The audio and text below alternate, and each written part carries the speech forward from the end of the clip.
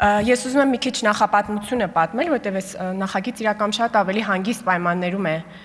կարելի ընդունել, քան ընդդիմությունը փորձում է ցուցադրել։ Այո, ինչպես գործընկերները նշեցին, թե Գյումրու ընտրություններում, թե վաղաշաբաթի ընտրություններում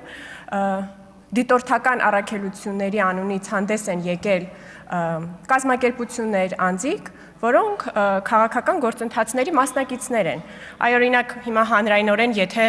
մենք հնչեցնենք նրանց անունները, Հայաքվե կամ Թաթոյան հիմնադրամ, արդյոք քաղաքացիները, նույնիսկ եթե քաղաքացու դիտանկյունից նայենք, կկարողանան տարբերակել, սրանք հիմա կուսակցություններ են, որոնք մասնակցում են ընտրություններին, տեխնացուներն են, թե դիտորդական առաքելություններ են։ Ես դիտել եմ կենտրոնական ընտրական հանձնաժողովի այն նիստը, որում այս առաքելությունների հարցն էր քննարկվում, եւ այո, նրանք ընդունել են, որ նրանք խախտել են դիտորդական առաքելությունների առջև դրված քաղաքական չեզոքության պայմանը, այսինքն հրապարակային նիստը հրապարակվել է։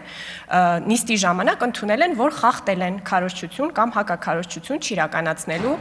արգելքը, հետևաբար նաև կարծում եմ օրենսդիրը կարող է համարել նաև բոլորին պատշաճ ծանուցված եւ բոլոր պայմանները հստակ, որովհետեւ եթե հակընդդեմ կողմը, այսպես ասած, ընդունում է իր մեղավորությունը, ուրեմն վիճարկելու բաներ չկա։ Իհարկե, այս նիստը տեղի է ունեցել ընտրությունների անմիջապես նախորդ օրը եւ ամբողջ քարոզչությունն ու հակաքարոզչությունը, որ նրանք պատրաստվում էին կատարել, արդեն կատարել էին եւ նրանց խնդիրն էր խնդրել կենտրոնական ընտրական հանձնաժողովից չգործածել լծակը եւ չարգելել իրենց հաջորդ օրը ներկայանալ կենտրոնական ընտրական տեղամաս եւ կատարել իրենց առաքելության արդեն երկրորդ մասը,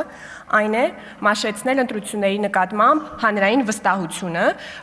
պատկերելով թե իբրև կատարվում են ընտրակեղծիքներ, մի բան, որը մենք այո տեսնում ենք ընտրությունների ժամանակ, այս կազմակերպությունները ընտրական գործընթացի մեջ են մտնում երկու տարբերակով։ Եթե ընտրության արդյունքները նրանց դուր գան, ապա նրանք ընտրությունները կհռչակեն համապատասխանող բոլոր ստանդարտներին, եթե այդ արդյունքները նրանց դուր չգան, ապա նրանք կասեն, որ ահա տեսեք նախորդ օրը այն բոլոր ֆիկտիվ խախտումները, որոնք ուրեմն կազմակերպել են, թե իբրև տեղի են ունեցել, ի հայտ կգան եւ ես երկու հարց ունեմ Տիկին Ջուլհակյանին,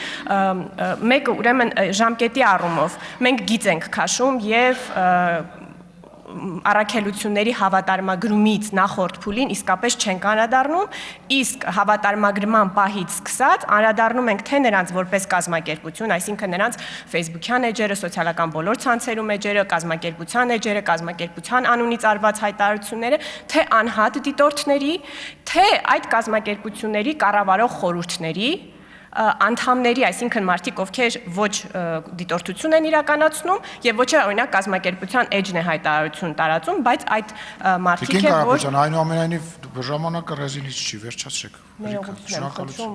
պարոն Սիմոնյան։